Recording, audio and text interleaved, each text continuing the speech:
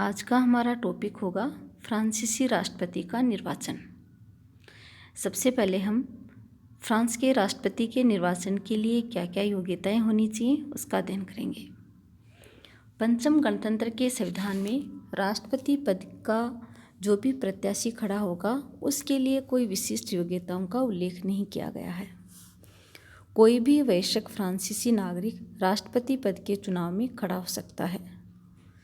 चतुर्थ गणतंत्र में ये व्यवस्था की गई थी कि राजवंश के व्यक्तियों को छोड़कर 18 वर्ष से अधिक उम्र वाला कोई भी व्यक्ति इसके लिए प्रत्याशी बन सकता था।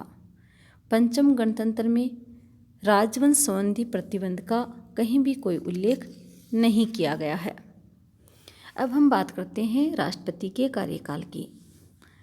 चतुर्थ गणतंत्र की भांति पंचम जो गणतंत्र था उसमें राष्ट्रपति का जो कार्यकाल है वह 7 वर्ष रखा गया था, लेकिन वर्ष 2000 में संपन्न जनमत संग्रह के पश्चात राष्ट्रपति का कार्यकाल घटाकर 7 से 5 वर्ष कर दिया गया है। इसके पश्चात 23 जुलाई 2008 के संवैधानिक कानून के अनुसार अब राष्ट्रपति पद पर कोई भी व्यक्ति 2 से अधिक कार्यकाल के लिए निर्वाचित नहीं हो सकता। नए राष्ट्रपति का निर्वाचन अवधि से अधिक 35 दिन और कम से कम 20 दिन पूर्व हो जाना चाहिए।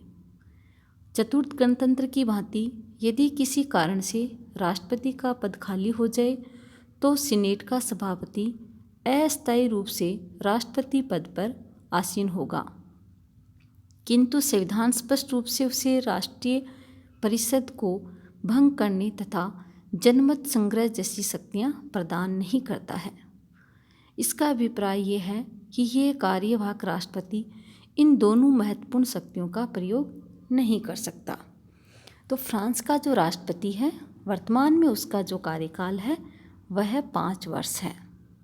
उसके पश्चात राष्ट्रपति को पद से हटाने की प्रक्रिया संविधान के अनुच्छेद 68 में राष्ट्रपति को उससे पद से हटाने का उल्लेख किया गया है।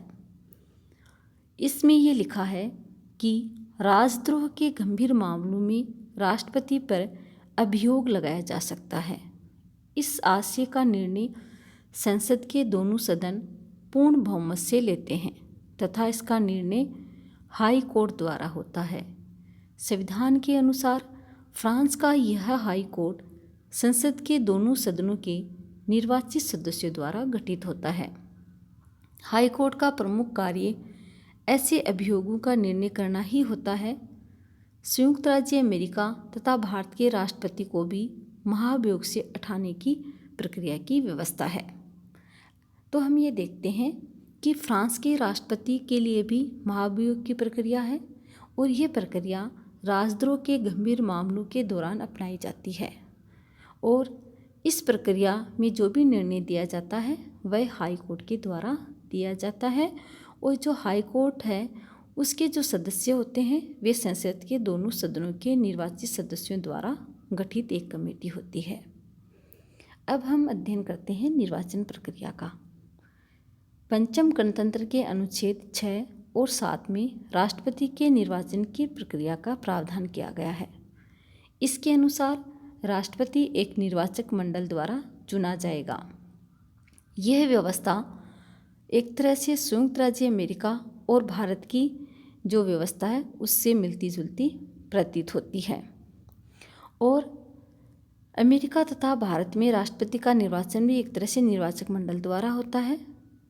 निर्वाचक मंडल के गठन की प्रणाली है यह अमेरिका तथा भारत की प्रणाली से अलग है, जबकि भारत में संसद तथा राज्य विधानसभाओं के निर्वाचित सदस्य राष्ट्रपति के निर्वाचक मंडल का गठन करते हैं और अमेरिका में राष्ट्रपति के निर्वाचक मंडल के सदस्यों का निर्वाचन राज्यों के मतदाताओं द्वारा होता है।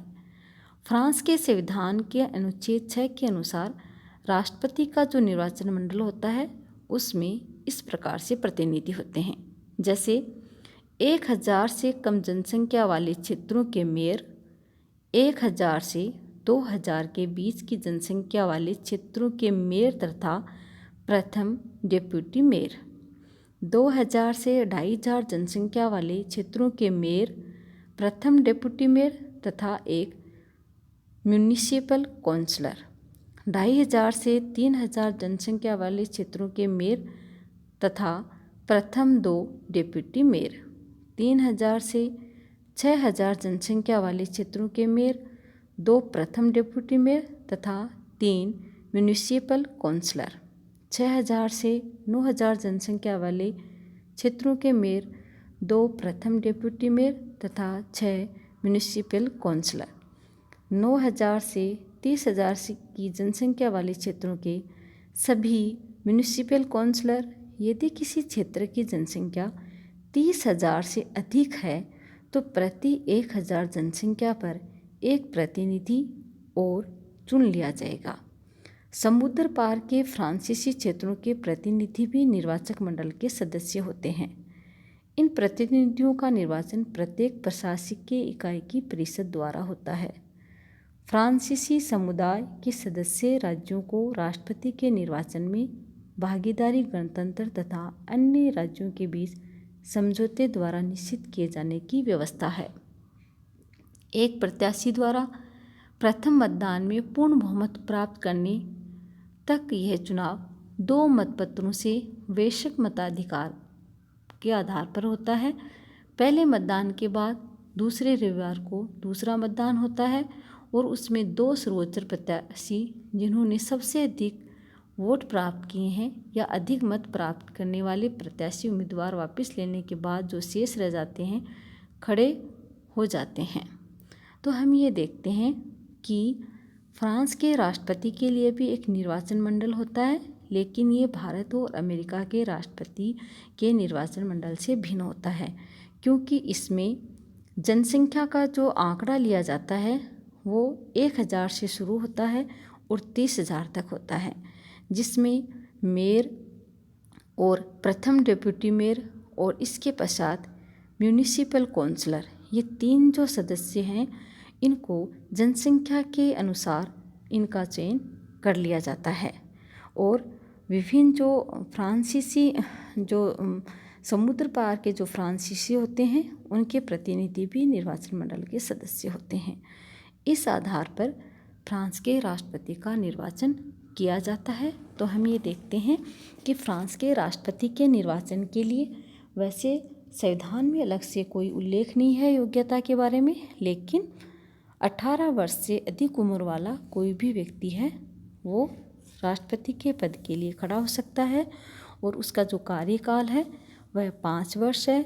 और राष्ट्रपति के ऊपर अगर राजद्रोह के गंभीर मामले हो जाते हैं तो महाभियोग द्वारा उसको पद से हटाया जाता है और राष्ट्रपति के निर्वाचन के लिए एक निर्वाचक मंडल का गठन किया जाता है जो कि जनसंख्या के आधार पर किया जाता है, जिसमें मेयर और डेप्यूटी मेयर और म्यूनिसिपल काउंसलर इनका चयन जनसंख्या के अनुसार किया जाता है। धन्यवाद।